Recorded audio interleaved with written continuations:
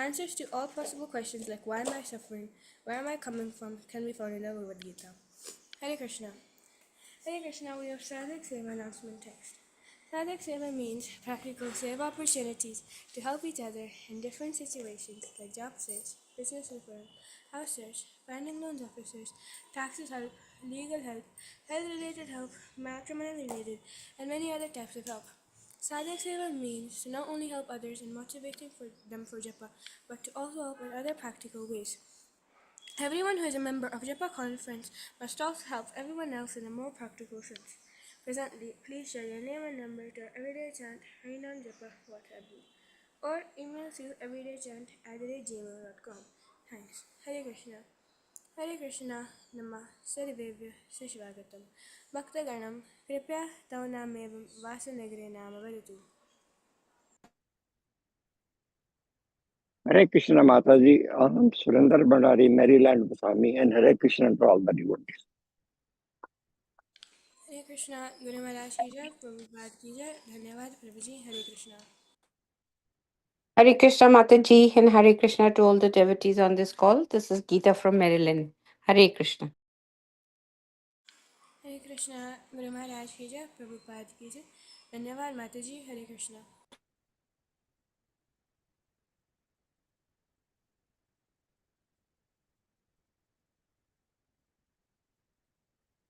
हरे कृष्णा सुमति माता जी, हर्षिता माता जी, धन्यवाद प्रणाम, श्री प्रभुपाद की जय, गुरु महाराज की जय. And the assembled devotees, धन्यवाद प्रणाम, श्री प्रभुपाद की जय, गुरु महाराज की जय. This is Shamarasika Devidasi from Germantown, Maryland.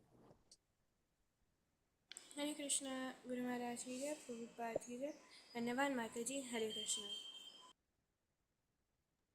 Hare Krishna, Sumati Mataji, my Dhanat Pranam to you. Shri Prabhupada ki Jai, Guru Maharaj ki Jai. This is Rupini Padma Devi Dasi from Orlando, Florida. Hare Krishna Guru Maharaj Ki Jai, Prabhupada Ki Jai, Dhanyavad Mataji, Hare Krishna.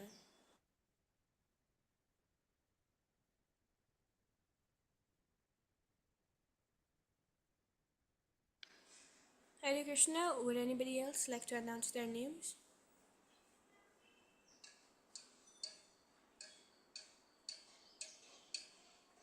Hare Krishna. Hare Krishna, today we are reading chapter 4 of Bhagavad Gita, Transcendental Knowledge Summary. Hare Krishna, Hare Grace, Premeshwari, Panavati Mataji, please take over the call now. Hare Krishna. Hare Krishna Mataji, thank you so much. And thank you everyone for joining this morning class. So we'll just begin.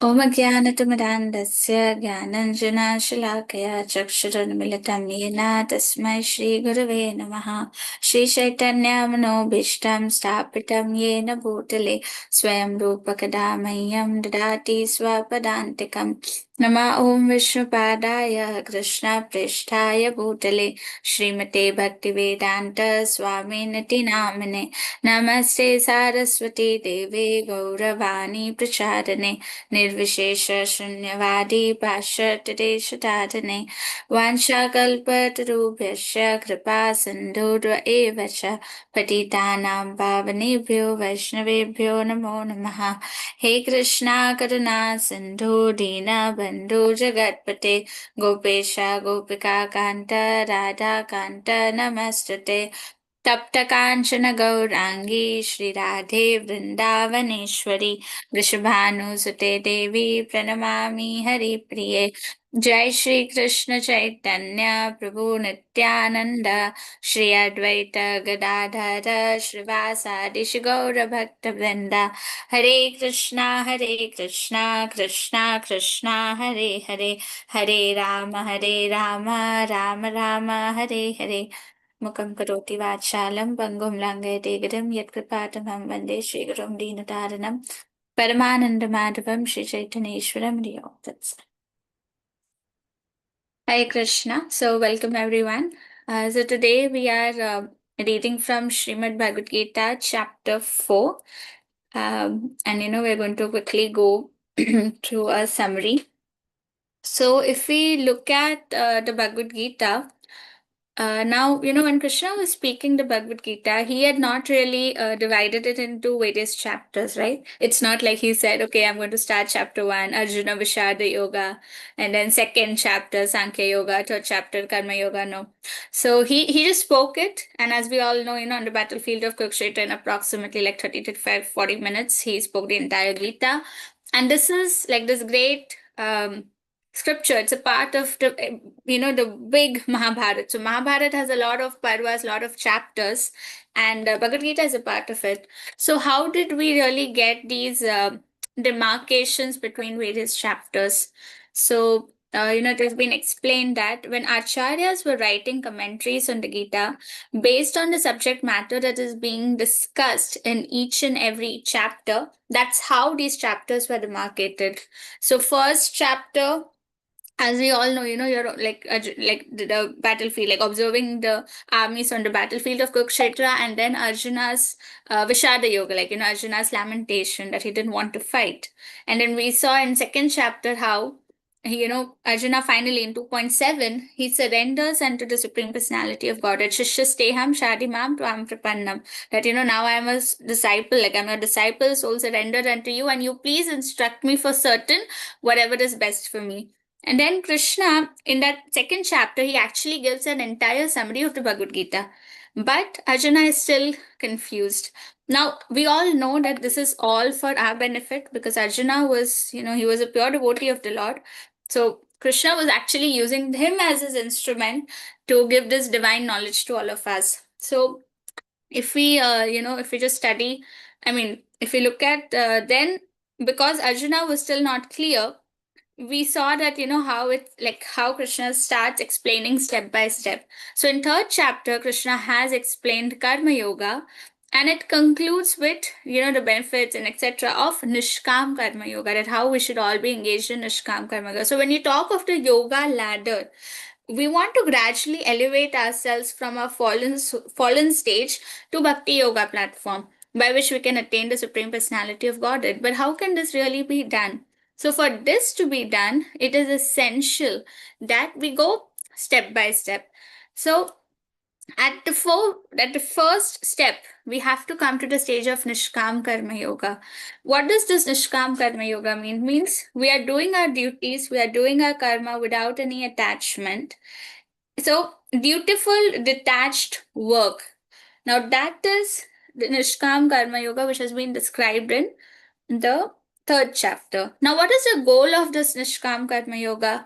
It goes to the second step in the yoga ladder, which is Jnana or Jnana Yoga, which Srila Prabhupada is explaining. Like, he has given the name of this chapter of Jnana Yoga as transcendental knowledge. So, if we go, if we start studying this fourth chapter, how things are progressing. So first and foremost, in like text 1, Krishna starts explaining that how he instructed this imperishable science of yoga to the sun god Vivaswan, and then Vivaswan instructed it to Manu, who is the father of mankind. Then Manu in turn instructed it to Ikshvaku.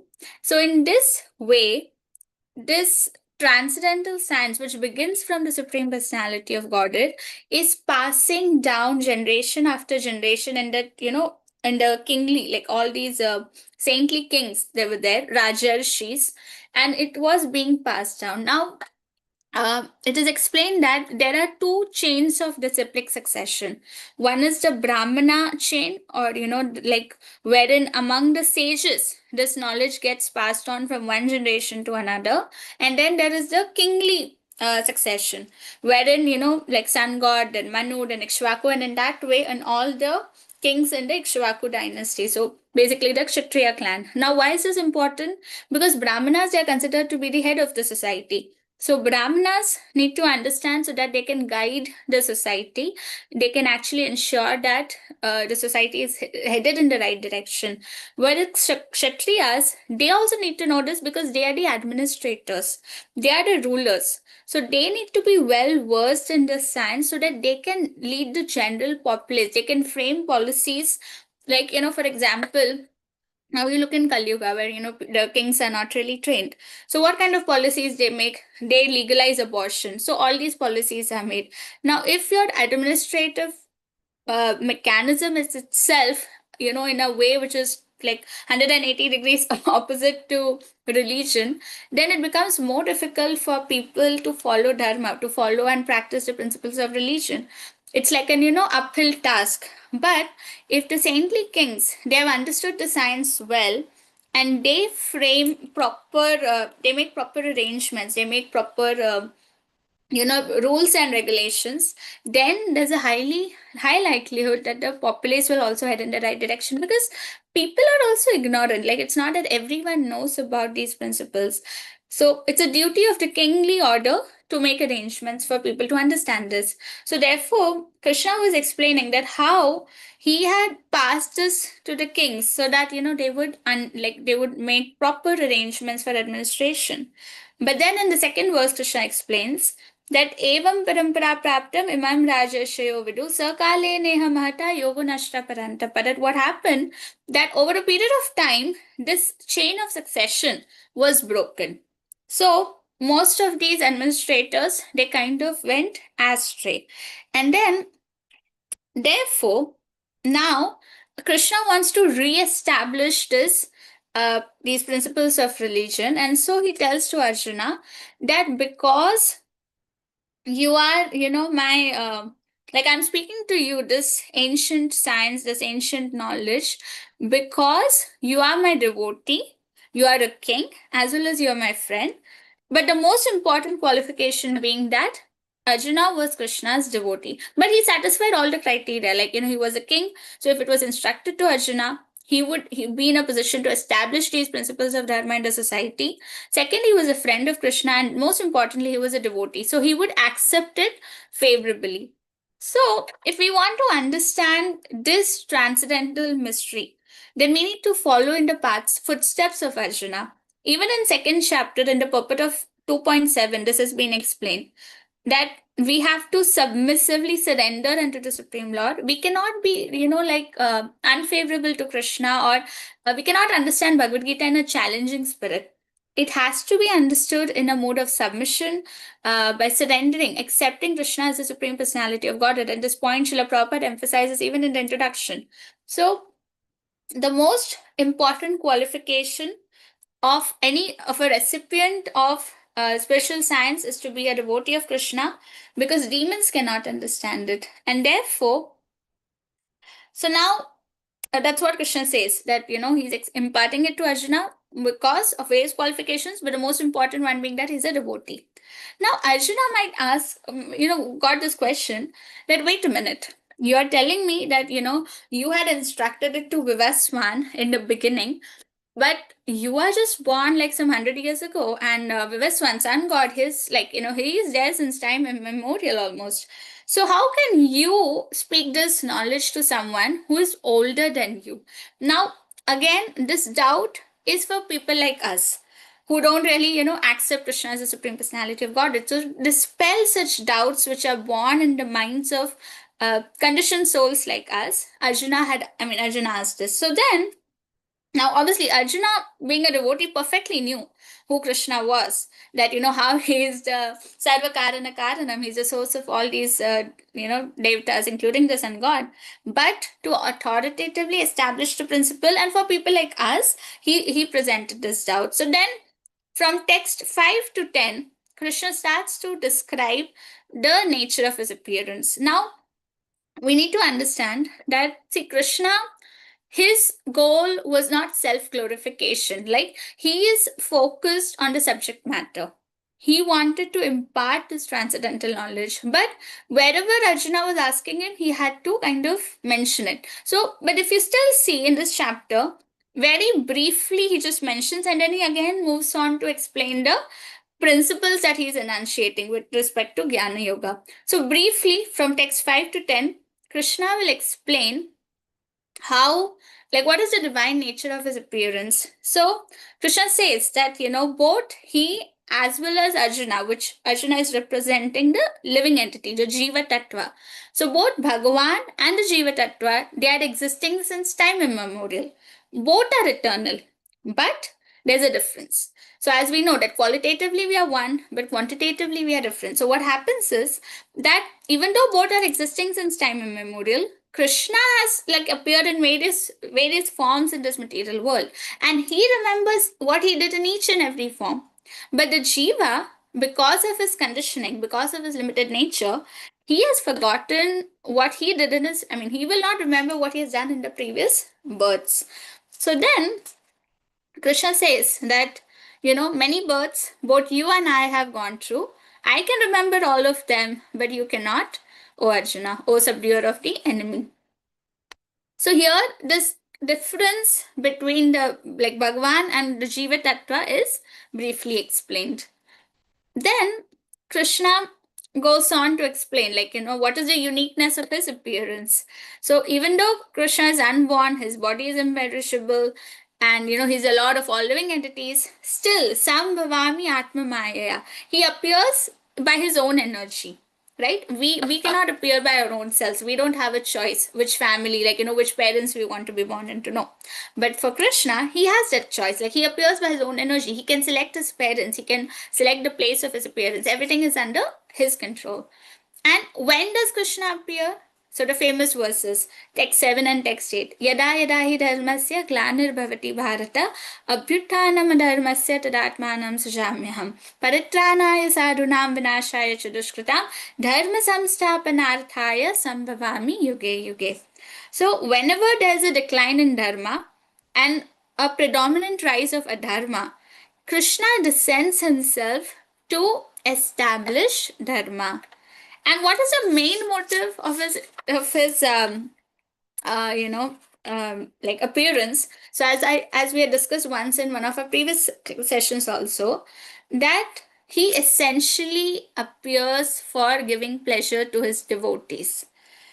Destruction or annihilation of the demons or the miscreants, that's only a secondary factor. The main factor is twofold. One, to give pleasure to his devotees, and second is, he wants to, he's so merciful, he wants to do a variety of pastimes so that conditioned souls like us, who are attracted to so many things in this material world, we get attracted to the Lord's transcendental form, pastimes, and thereby we can reduce our material attachments. So out of his endless compassion for jivas like us, the Lord appears in this world, and he does a lot of activities so that the minds of the conditioned souls can be attracted towards him.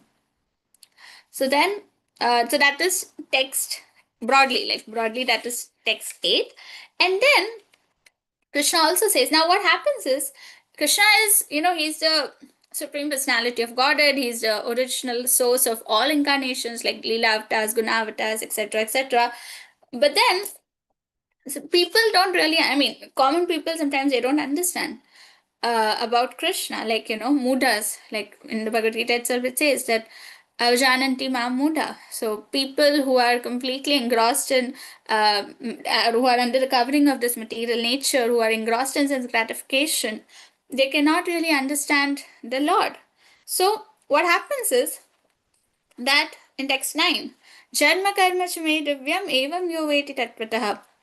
So what is the result if someone understands the truth that what is the transcendental nature of the Lord's appearance? Then what happens?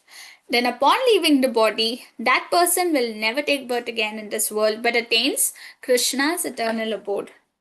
So that is our goal, that we want to go back from this world. We don't want to take birth again into this material world. And then again, text 10 also further, just continuation of this point, like the result or the effect of knowing Krishna's appearance. Such people, they become free from attachment, fear, and anger. And because they are fully absorbed in him and they take complete shelter of Krishna, they become purified and attain love for him. And then Krishna says, Bahavo Jnana Tapasa. Many people in the past have been able to achieve this goal.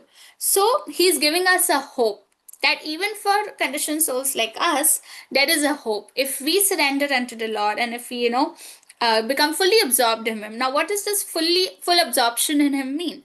It is nothing but Krishna consciousness. The method, or the practice that Srila Prabhupada has given us.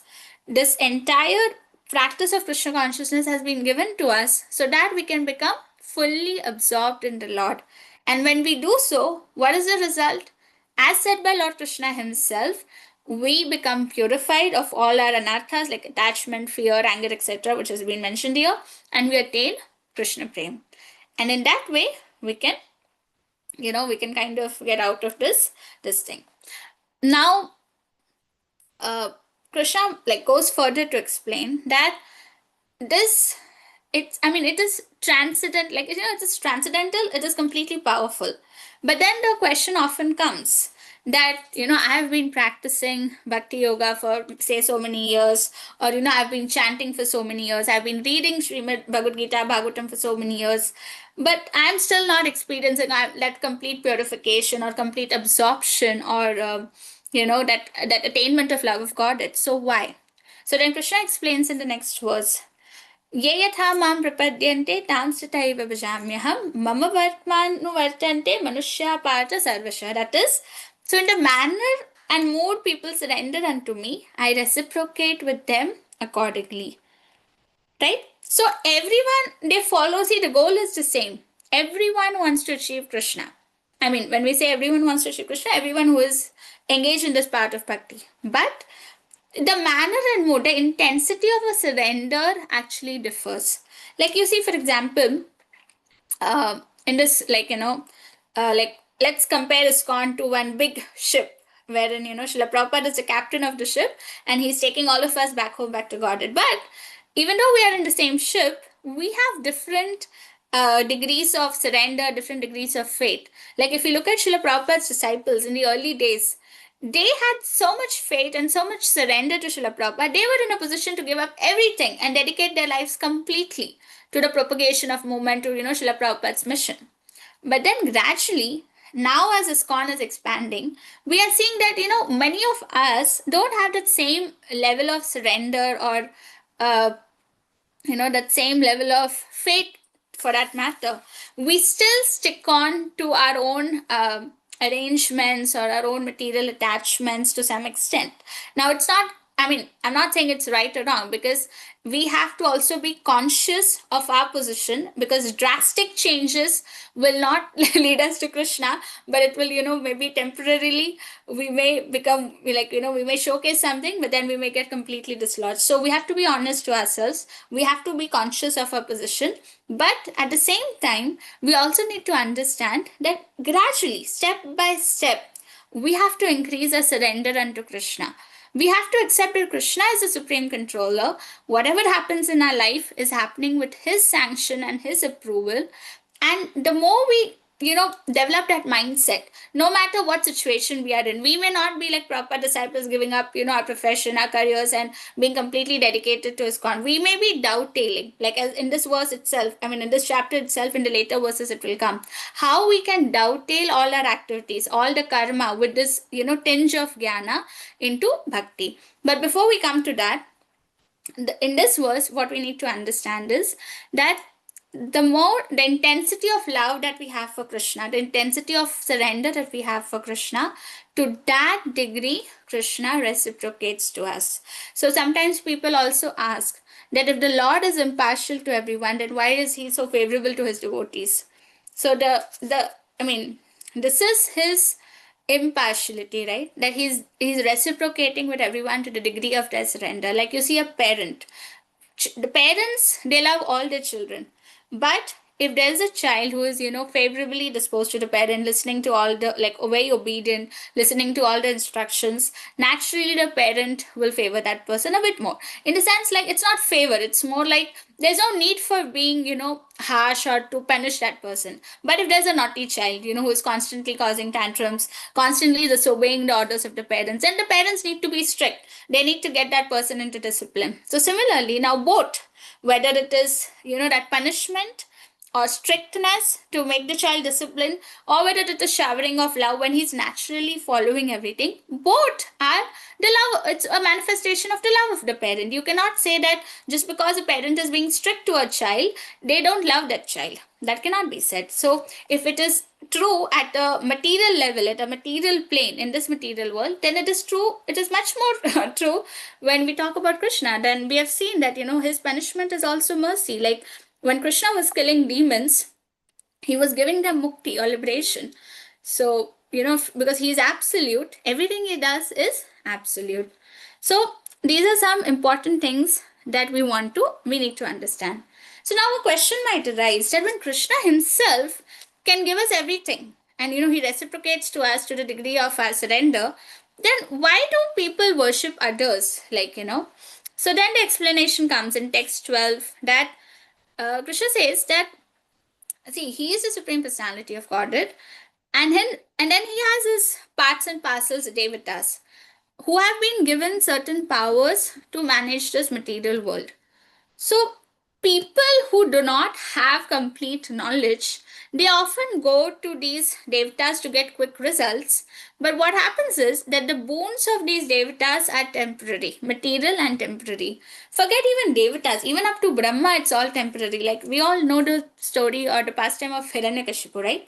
He was like, he thought he wants to, defeat Vishnu, and then his guru instructed him, go and you do tapasya and please Brahma and you ask for benediction. Now, if you see carefully, I mean, first was foolishness that Krishna, who has created Brahma, you go to Brahma and you say that, I want to be so great that I can kill Vishnu. Now, that itself is foolishness. But even secondly, you see, whatever boons that Lord Brahma gave, temporarily, yes, it made Hiranyakashipu very powerful. But it was, at the end of the day, it was temporary. He was killed by Narasimhadev. So, this pastime also, like amongst various other teachings that we get from that pastime, one point that we understand from that pastime is that no matter which demigod we approach, their boons will always be material and temporary. So they are not really of any use to us. Therefore, it is advised that we should go to Krishna, who is the source of all demigods, and he is in a position to fulfill all desires. So in Srimad Bhagvatam, it is said, Akama sarva kamova. So whether you are akama, when you have no desires, when you say no desires, no material desires, or sarva kamova, where you have all material desires. In either case, whether you are akama or sarvakam, you should always go and approach the Supreme Personality of Godhead. We don't need to we don't need to go to different. It's like, if there's a tree, if you water the root of the tree, automatically the branches and the leaves and the flowers, everything gets nourished. But if you keep going and individually, watering the flower, the leaf, you're going to get, at the end, at some point you'll get tired and you won't even achieve the desired result. So this is a point being made here. Now, so then, okay, so we don't need to really go and approach all demigods. We can directly approach Krishna and get the desired results. So what is Krishna's system? How is he making provision for everyone to make progress? So then Krishna explains in text 13 how he has created the 4 varnas, which is a proper dharmic system wherein people with some material desires, they also get gratification of those desires, but at the same time they don't get entangled in it, and they can gradually elevate themselves to the stage of moksha or mukti, and then they can get out of this material world. So it's a very scientific, systematic thing wherein, like, it is not based on birth or anything. Like often, if you look at in certain parts of society, sometimes people, they misuse this demarcation, and they use it to exploit various people. But if you look at the original system that was created by Krishna, the goal is very simple. I created the 4 divisions of human society according to the qualities, that is modes and work. And okay, then the next line he says that, even though he is the creator, he's a non-doer. So I'll come to that. But what we need to understand, that the demarcation is based on the qualities of the people. Guna, karma, vibhagasha. So based on the natural tendencies of the people, they have been assigned certain works. So it's not based on birth. Now what happens is, this is a principle which even the modern material scientists or material psychologists, they expect. Like, in Japanese this thing, philosophy, there's a concept, ikigai. So ikigai is what? You like doing something, and you're very good at doing it, and there's a good demand for that in the world. Like, people really want expert people to do it. So that is like the perfect career path or profession for us, ikigai. So similarly, when we are liking to do something and we are engaged in doing something, there's a high chance that we'll be peaceful and satisfied while doing it, versus a different scenario where we don't like something, it's not a natural propensity, but we are forced into doing that.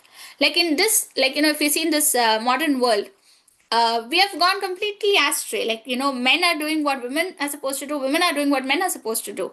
And we've seen the result. People may say, okay, we're very happy, we're independent, we're this, we're that. But at the end of the day, they're all miserable.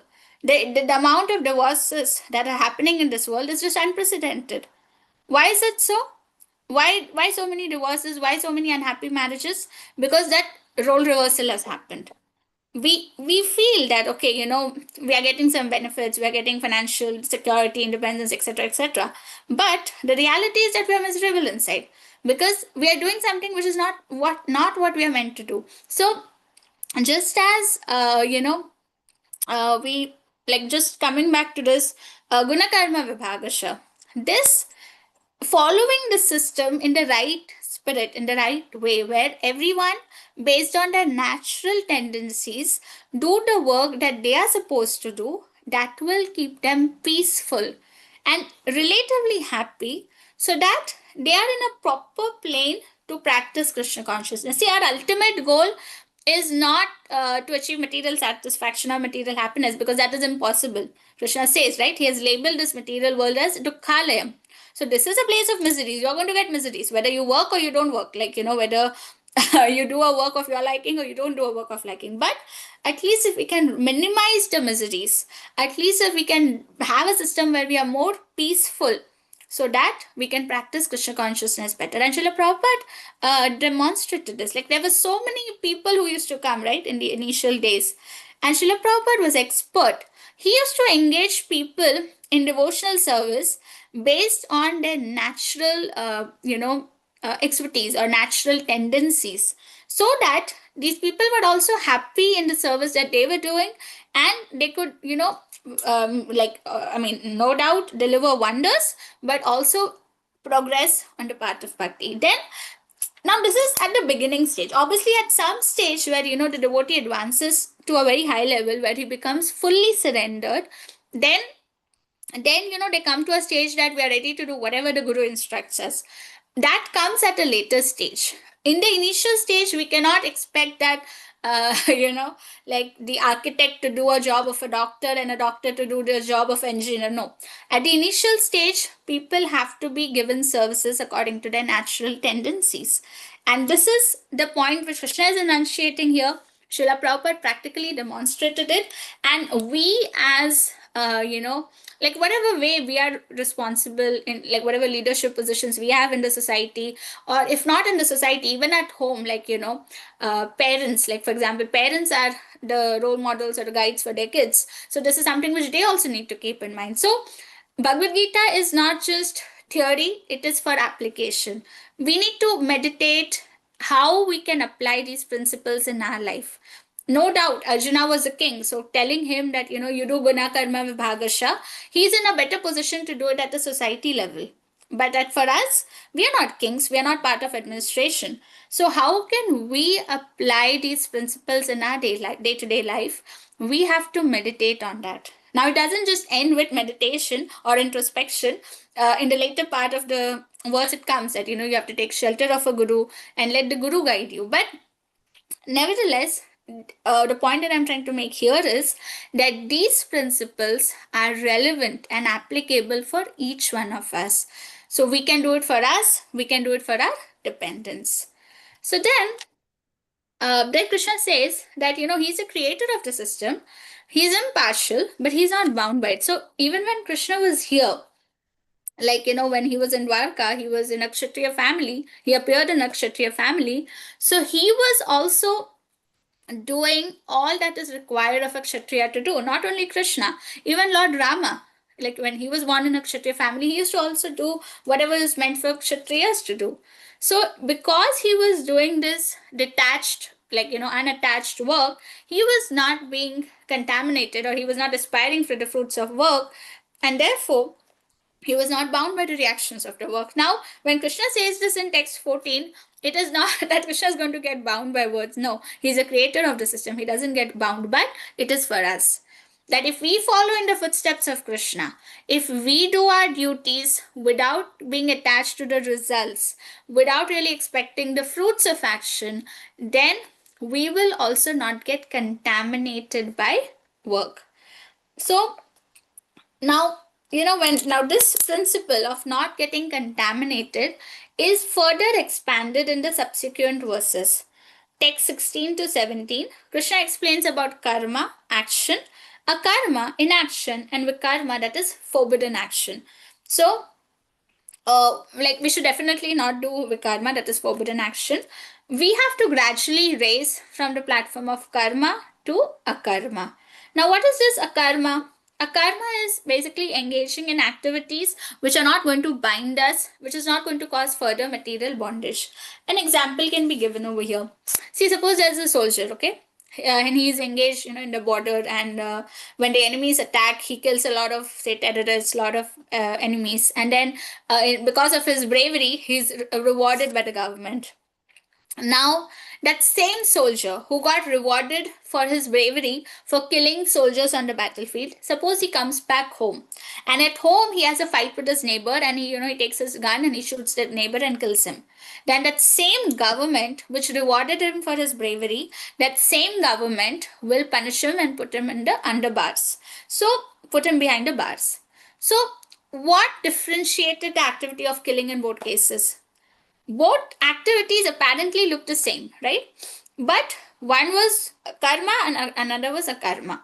Or in one way, he was bound by his activities. He got the reactions of his work, and in other case, he was actually rewarded. Now, in that example, it's reward.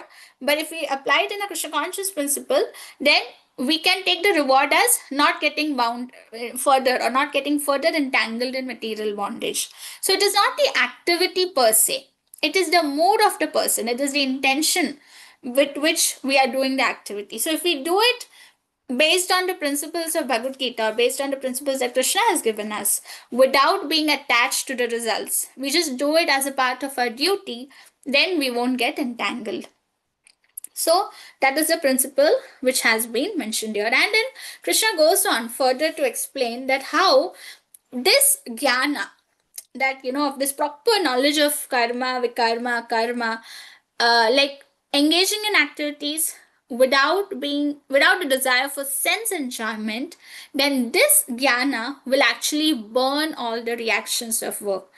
And see, sometimes people ask us questions that what do you want? You want good karma, bad karma? Now the answer is we want none, because both are binding us in the material world. Definitely we don't want bad karma because we get punishment, but we don't even want good karma, because even if you do good karma, you will have to. Hare Krishna. Mataji, can you please mute? Yes,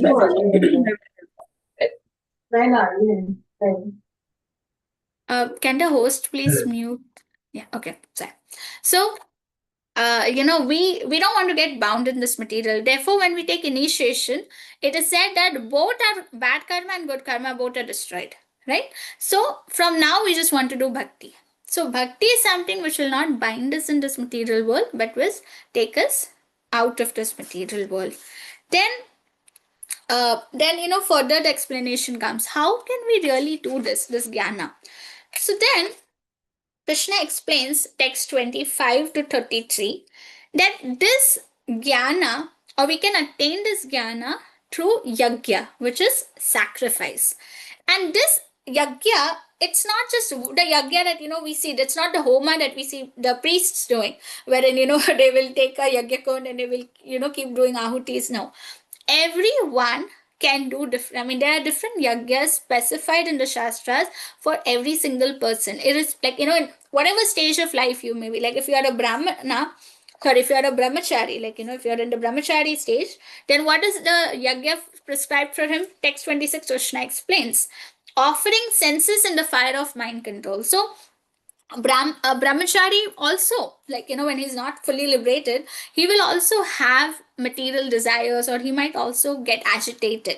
But what is the yagya? What is the sacrifice for him?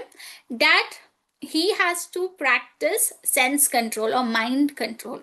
Once you practice mind control, then it's relatively easy to practice, I mean, to put your senses under control. And this is explained again in later parts of Bhagavad Gita. So mind is the most difficult part. So brahmacharis, they are meant to practice mind control. That is the yagya or the sacrifice for them. Then in the grihastha ashram, what is the yagya? So for grihastha ashram also, we also have to practice the same sense control, wherein what we do is, like for example, like sex life. Now sex life is not permitted for brahmacharis or the other the other ashrams, but grihasthas, they can practice restricted sex life only for procreation. So when they do that, when they exercise sense control and they don't only use it for procreation, then they are also, I mean, in fact, I was just recently reading one letter by Srila Prabhupada to one of his disciples. He wrote that a grihastha who can practice celibacy in the midst of a very loving and beautiful wife, he is even greater than a brahmachari. So this is the yagya or the sacrifice for the grihasthas, that they have to do every activity based on the principles that have been laid down in the shastras for grihastha ashram. I mean, it's there in detail in different sections. But if we want to understand, then in the 7th canto of Srimad Bhagvatam, Narad Muni very nicely explains the duties of people in different ashrams, and specifically the grihastha ashram. So we should aspire to follow that. So that is yagya. That is yagya for people in the grihastha ashram. Self-control is there across. The common principle is sense control, because gradually through sense control we can come to the stage where we can be detached from our activities. Then what are the other forms of yagya? Charity, you sacrifice your possessions. Austerity, that's tapo yagya. Mysticism, yoga yagya. Scriptural study, even study of scriptures in order to advance in transcendental knowledge, that is also yagya. So like they said, Srimad Bhagavatam, Swadhyaya yagya. So that is also a form of yagya or sacrifice. So all these various sacrifices can be done based on the specific ashram, or the specific state of life where we are in. And sorry, I just missed one. Even pranayam, the controlling the breathing processes and curtailing the desires for sense enjoyment, curtailing the eating process, these are all also explained over here, text 29. That is also, I mean, that's also various yagyas. So when we do all these yagyas, then what is the purpose? What is the ultimate purpose of all these sacrifices? The ultimate purpose of all these sacrifices is, first, all your sinful reactions are destroyed. And then the common aim, once you have achieved sense control, you want to attain Vishnu. So the ultimate aim of all sacrifices is to attain Vishnu. So it's as I mentioned in the beginning, it's a step-by-step yoga ladder. Do Nishkam Karma Yoga, come to the stage of Jnana. And how can you really attain Jnana? Through yagya or through sacrifice. Now, what is that sacrifice? The main point in sacrifice is sense control. So when we do that, then we can progress further on the yoga ladder and ultimately reach the stage of Bhakti Yoga.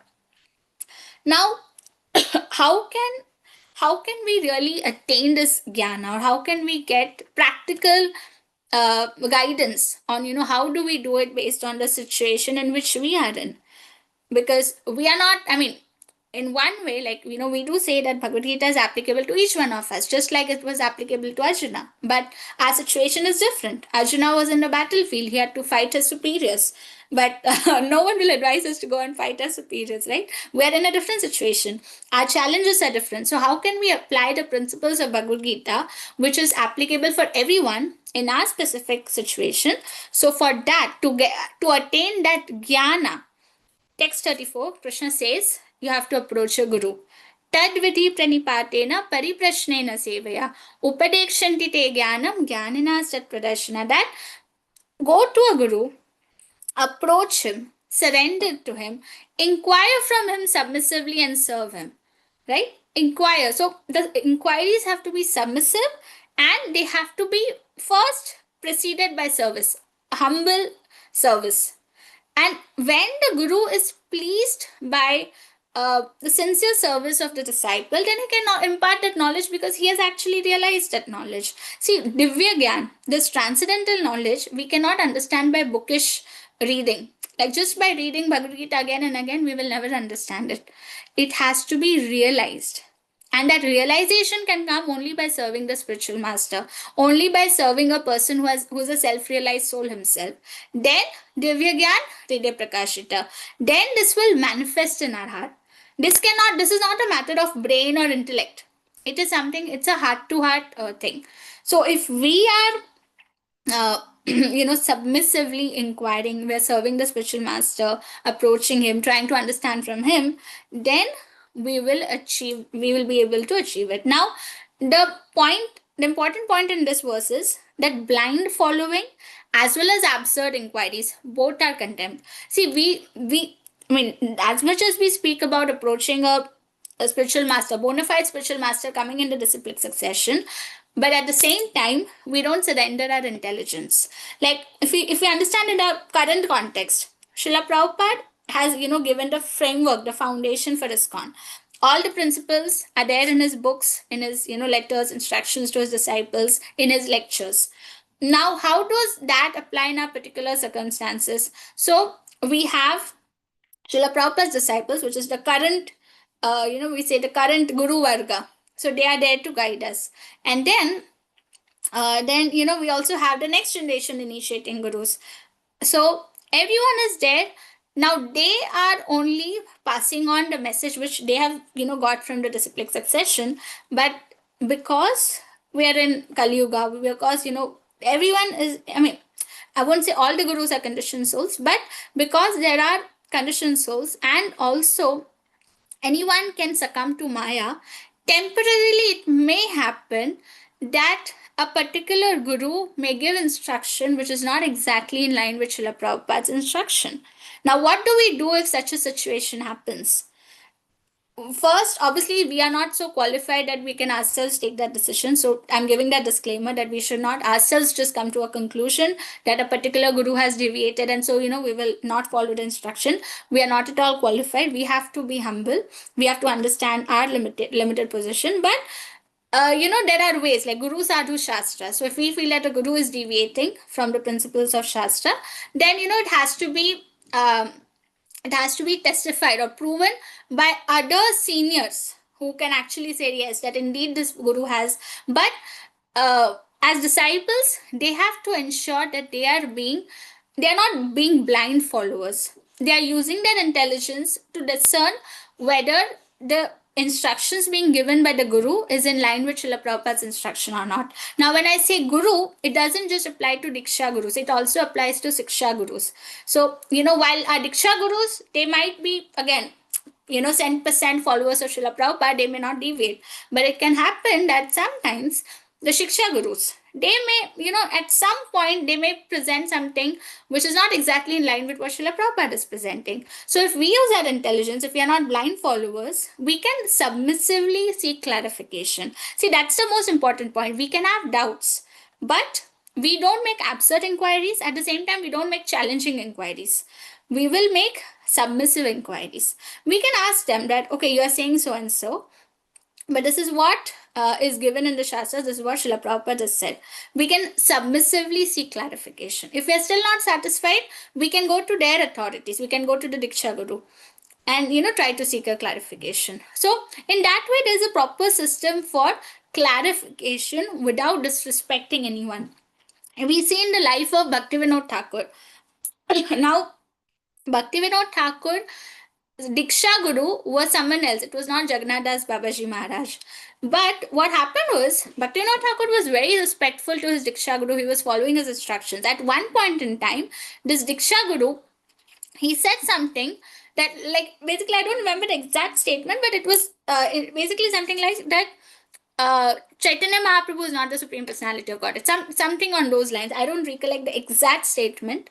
I can check it, and I can maybe share it with Shamrasika Mataji, and she can share it with everyone after the class.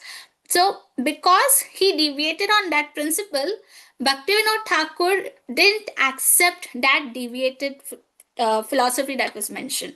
But did he completely become disrespectful to his guru? No. He was respectful to his guru. When the guru used to come, he used to pay obeisances, he used to serve the guru. And we know that, that guru used to place his feet on Bhaktivinoda Thakur's head.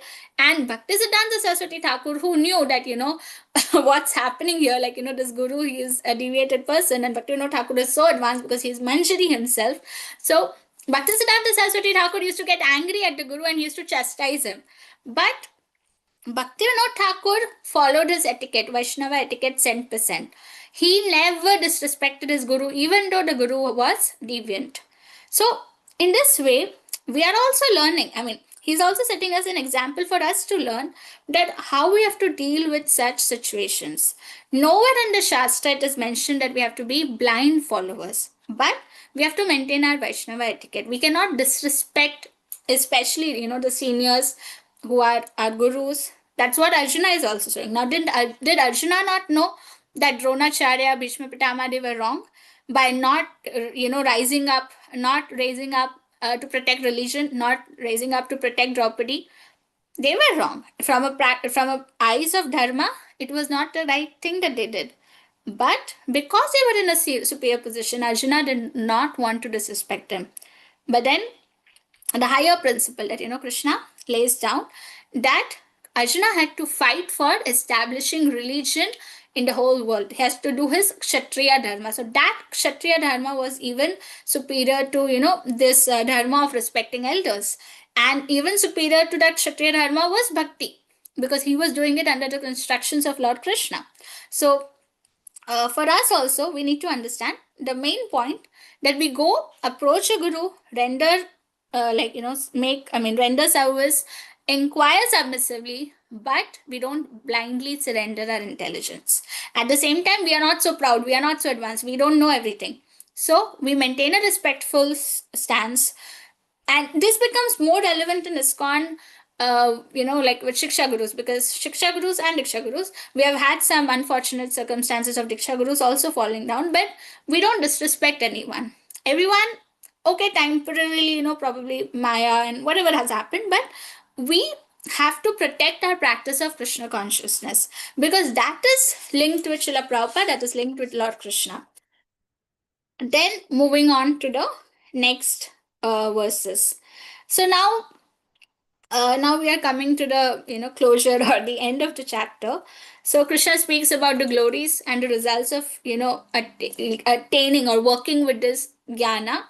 So what is the result? No bewilderment. We will never fall into illusion. It destroys sins. It destroys all reactions, and purity, like pavitram. So this is a mature practice of Nishkam Karma Yoga. And who can attain this jnana?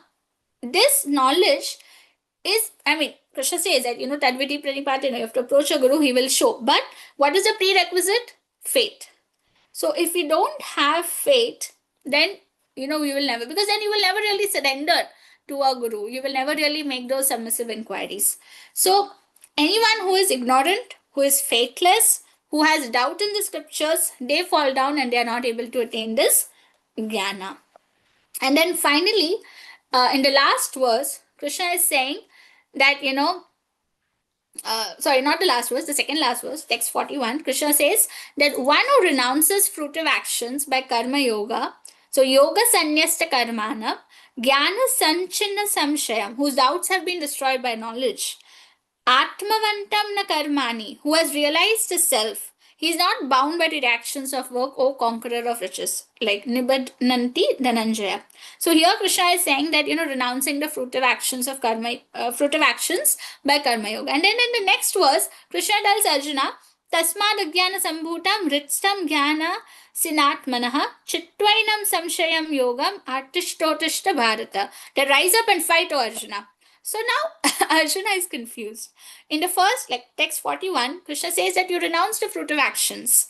And then in 42, he's saying that you rise up and fight. You do your prescribed action of fighting. So Arjuna is now, it apparently looks contradictory, and Arjuna is confused. And then in the next chapter, that is the first verse of chapter 5, he will ask Krishna this question. That now please tell me, what do you want me to do? You want me to fight or you don't want me to fight? Because your statements are looking apparently contradictory. Now, they're not contradictory. But in order to get more clarity for people like us, Arjuna is showcasing that he is confused. So, that was this chapter 4, Transcendental Knowledge, Jnana Yoga. I hope I have summarized it for everyone. And with this, I would like to stop here. If there are any questions, comments, then we can discuss them.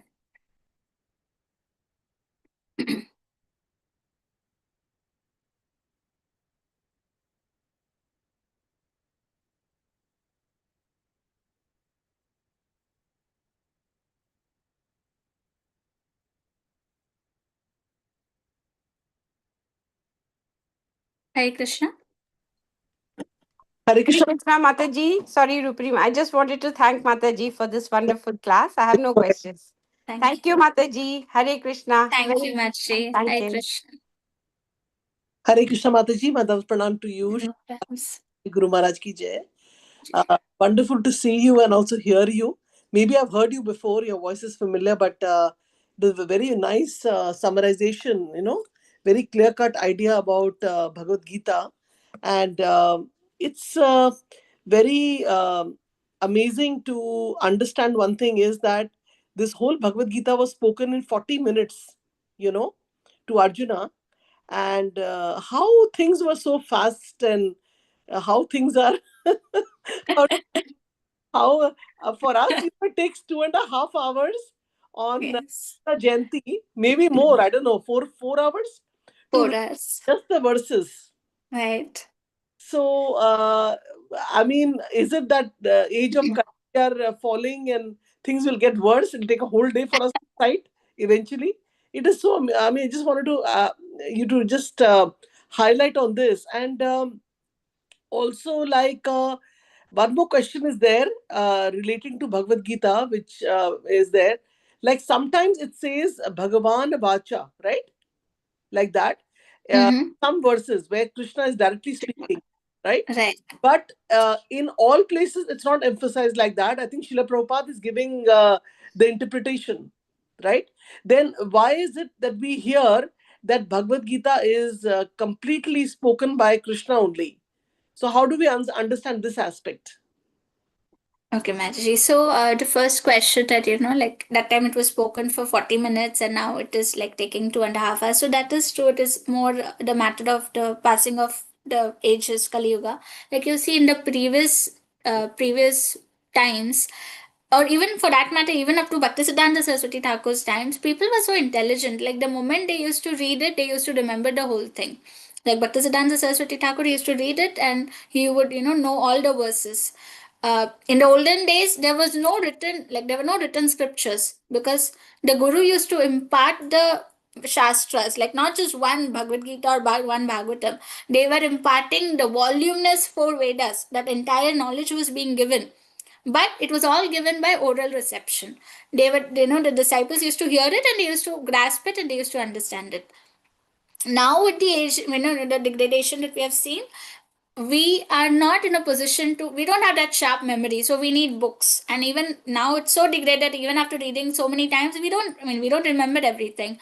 So why this happens? Because purity is lost. See, in olden days, people were pure in their actions, in their sense, like they were more sense controlled.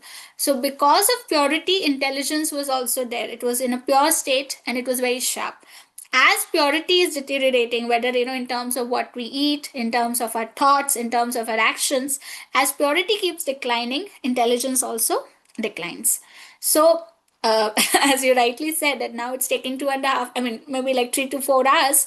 Perhaps in the future it might take more. Like it's just like chanting, Mataji. We know, like, there are people who can complete 16 rounds in 1.5 hours, and we know people who take 2.5 hours also. So now why that happens, it is not so much about the speed or efficiency, it is more about the mind, how much mind is getting absorbed in chanting.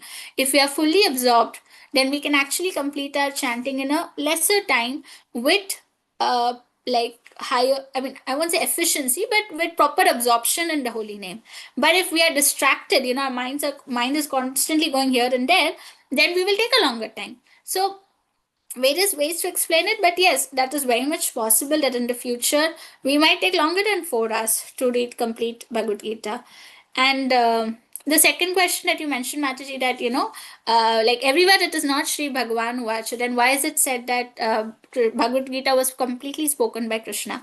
So as we understand, like as I mentioned in the beginning of today's class also, that the Bhagavad Gita that we are reading, this, if you see, it is basically, it has, like, the verses have been taken from Mahabharata. And if you look at the first chapter, now there it's not Krishna speaking, right? It is just setting the scene. Like it starts with Dhritarashtra asking Sanjaya what happened, and Sanjaya gives a full description. So actually the Bhagavad Gita that we are reading, in one sense, it is basically as narrated by Sanjaya to Dhritarashtra. So in that narration, he's saying whatever Krishna said, what Arjuna said. So this is something which is a narration by Sanjaya to Dhritarashtra.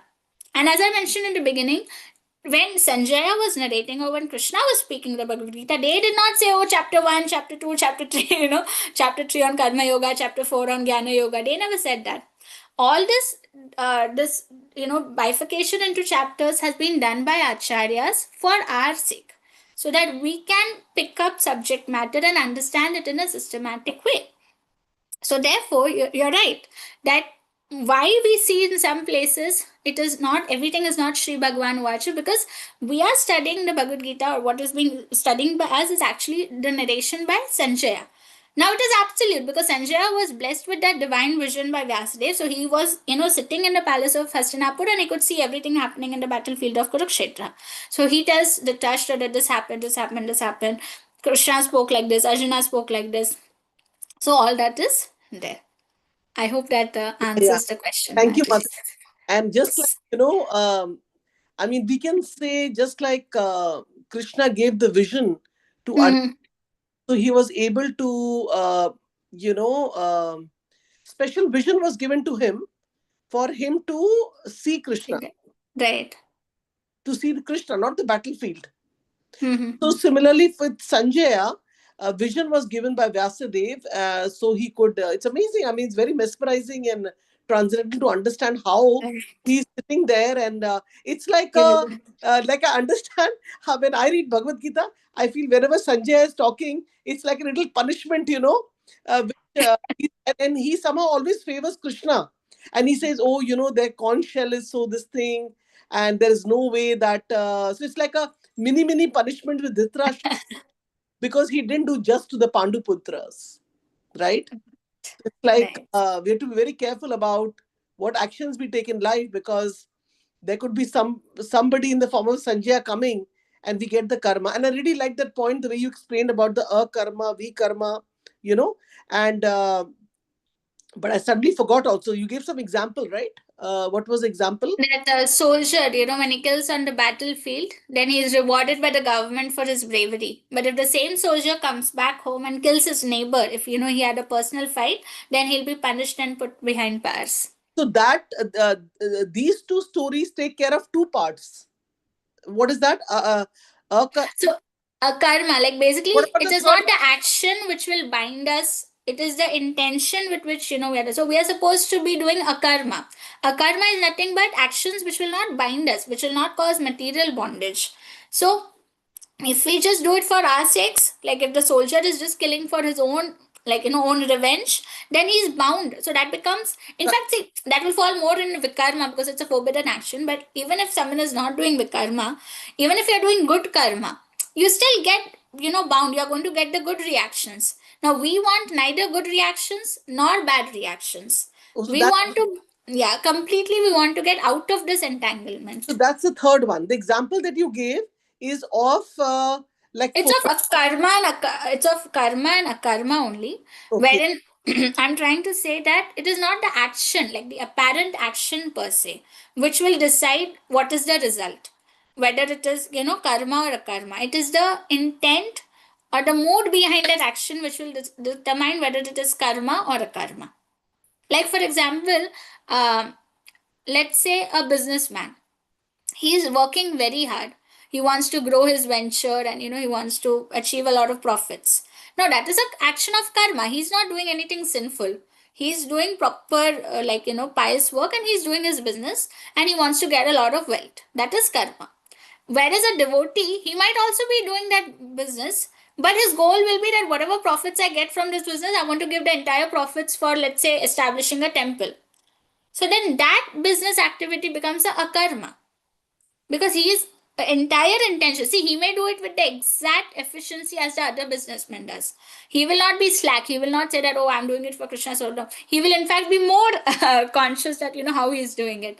But his goal is 100. If he says that 100% profits I'll give it to the temple construction, then it is completely a karma. It will not bind him. Now, again, practically, people might not give 100%. They may say, okay, 50% we'll give, 50% we'll keep for us. So, to that proportion, it is a karma. 50% is a karma, and 50% is still binding us. Yes. And this is also for services.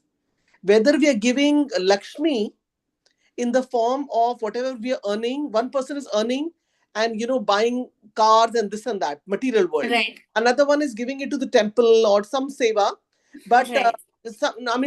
temple related.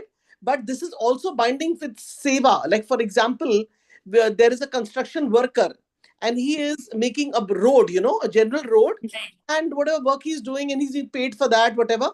But there's another devotee who's volunteering and making a road right in front of the temple, in the temple premises.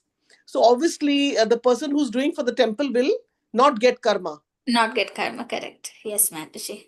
Okay. I like the way you said it, but the only thing confused me, there were always three. And in three, Right. like one was that example you gave, but the other one you said is in the material world, whatever you do, it's binding. So that Right. is what is the word? So, yes, Mataji. So, see, binding is karma and vikarma. Both are binding. If you do forbidden action, you get bound and you get the negative reactions. You get suffering. Vikarma, that is vikarma. Okay. Forbidden action. You did a forbidden action, so you get punishment for it. But if you do karma, that is, you don't do forbidden action. You do something which is okay, which is accepted under principles of dharma, but you will still get the reactions of your good karma. So you get good reactions, like you do charity. Now, if you do charity without, keeping Krishna in the center, then that charity may give you heaven, but it is still binding you in the material world itself. Yes. Even though it is heaven, but it is still material world. You are still not out of the material world. I got it. And you know why I mentioned this again? I'm sorry. I mentioned this because just like we say that we should not be in the three modes of material nature. In a similar context, we should be not like sattvic, tamasic, or rajasic. Rajasic. We should go beyond it. Shuddha Sattva, yes. Devotional service, chanting, reading, and things like that. So, thank you so much, Mataji. My Dharat Pranam to you. Thank Very you. nice class. And your association. Hopefully, we can have more. Hare Krishna. Hare Krishna. Hare Krishna. Hare Krishna Mataji, I do Hare have a Krishna. question. Sorry, from Mataji, Rupini Mataji's question to you. The thing is that you said that part that we give to charity is Right. not, we don't get bound, but the other part which we are working, that's also like we have to do our duty. People have to feed their families, Correct. So why should that be binding if it's done in the right way?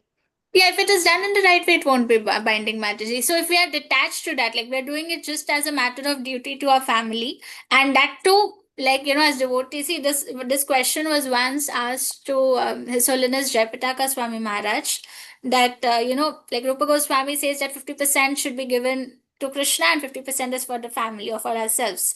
So, but then what if we are not in a position to give 50% of the earnings to uh, Krishna, like directly as charity, but we are using it for maintenance of a family, which is also like, which are also a family of devotees. We are using it to raise our children in Krishna consciousness. We are using that money to offer bhoga to the deities and feed Krishna prasad to our children. So if we are doing everything in a Krishna conscious way, then will that be classified as, that 50% which should be used for Krishna conscious activities? And Guru Maharaj replied that yes, that, if you are not in a position to directly give 50% as charity to Krishna, but if you are raising your family in a very Krishna conscious way, then it gets classified in that way. So as you rightly said, Mataji, that if we are doing it as our duty without being attached, so let's just ask ourselves an honest question, that if I'm not doing it for my children, will I be in a position to completely give away that wealth? If I'm completely detached, then I'll be in a position to give it. So either I'm giving it to my children or family as a matter of my duty, but I see them as Krishna's devotees and I do that duty towards them, or I give it in the temple. In either ways, it will not be binding as long as we are completely clear in our consciousness and we are completely having that detached consciousness. But But we have Mataji, to be honest with ourselves, because sometimes in the name of that detached consciousness, we do subconsciously get attached. So we have to be honest to ourselves. Anyways, Krishna knows, Guru knows. So we don't, I mean, we cannot really fool them. We can fool others, we cannot fool them. But as you rightly said, that if we are just doing it completely detached, then that will also not bind us. yes, Mataji.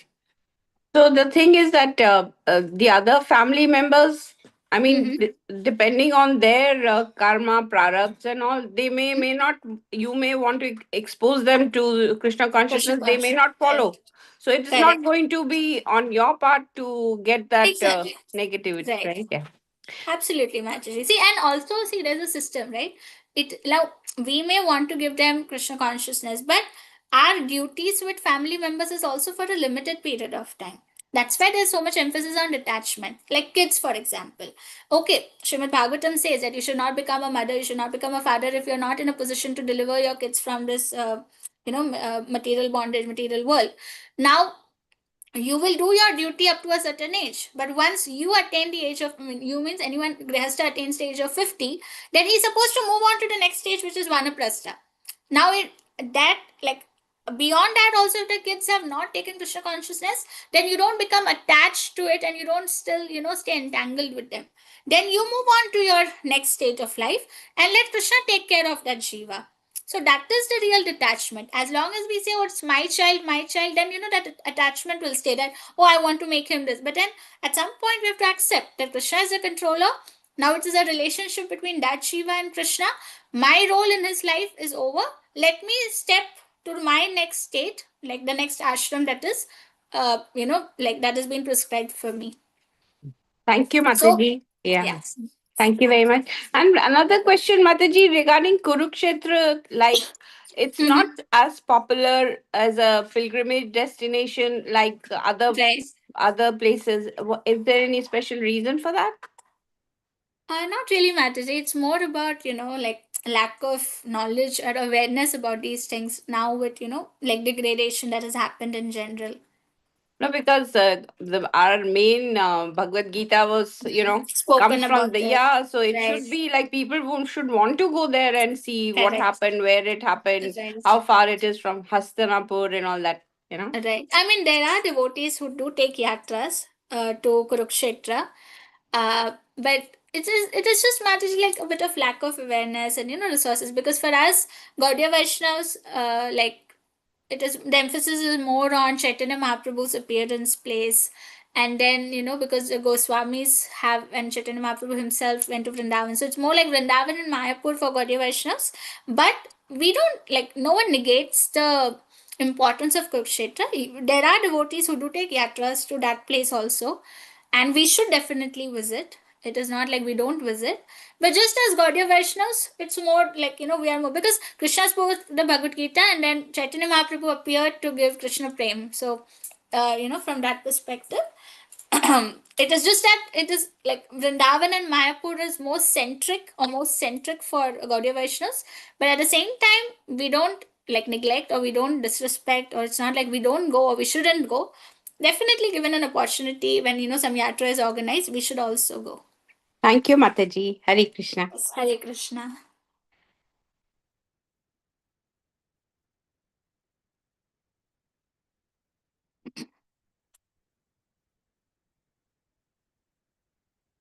Okay, if there are no more thoughts or questions, then I think we can end today's session. Hare Krishna, Hare Mataji, Krishna, Dandavat Krishna Pranam. Krishna, Hare Hare, Hare Rama, Hare Rama, Rama Rama, Hare Hare. Grantha Srimad Bhagavad Gita ki Ki jai. jai. Jagat Guru Srila Prabhupada ki Ki jai. jai. Ananta Koti Vaishnav Vrinda ki Ki jai. jai. Our Grace Parmeshwari Padmavati Mataji ki Ki jai. jai. Thank you so much, Mataji. Such a wonderful class and summarized the fourth chapter. And I would like to share that Mataji is from Mayapur and she is disciple of His Holiness Jayapataka Swami Maharaj. But Mataji was visiting Canada and now for the weekend she is visiting to Virginia. So just I call her because our regular speaker Vikas Prabhu, his daughter is going to marry. So he will not be available for 3 weeks, 3 Sundays. So I immediately called Mataji and immediately Mataji said, yes, I can give the summary. And so that's so nice of you, Mataji. Mataji, Hare Krishna. Mataji is coming to ISKCON also today or no? Yeah, Yes, today I'll be coming to the Potomac temple. What time, Mataji, you are coming to Potomac Temple? Around 12, Prabhu, noon, around the Sunday feast program. Okay. She will be Taking 12 to 2, Mataji, right? You will be there, right? Yes, Mataji. Yes, I'll be coming with Nayan Manjari Mataji and Nandakumar Prabhu. Nandakumar Prabhu. Yeah. Yes. So Surinder Prabhu Gita, Mataji, if they are in this area. So Okay. yeah, so anybody would like to come, please come. And then we will meet Mataji and have her personal association. And next time, Mataji, you come, we will do a home program so that Yes, we can have Mataji. a personal association too. Yes. Hare Krishna. Hare Hare Krishna. Krishna, Hare Dhanat Bol. Hare Bol. Pranams. Hare Hare Krishna. Bol. Vanshakal Bol. Pitarusha Kapasindu Dharvasha Patitani Pavanebhyo Vaishnavibhyo Namo Namaha. Namo Namo. Ki Jai Shri Prabhupada. Hare Krishna. Ki jai. Hare Hari Bol. Hare Hari Bol. Bol. Hari Hare Bol. Bol. Hare Bol.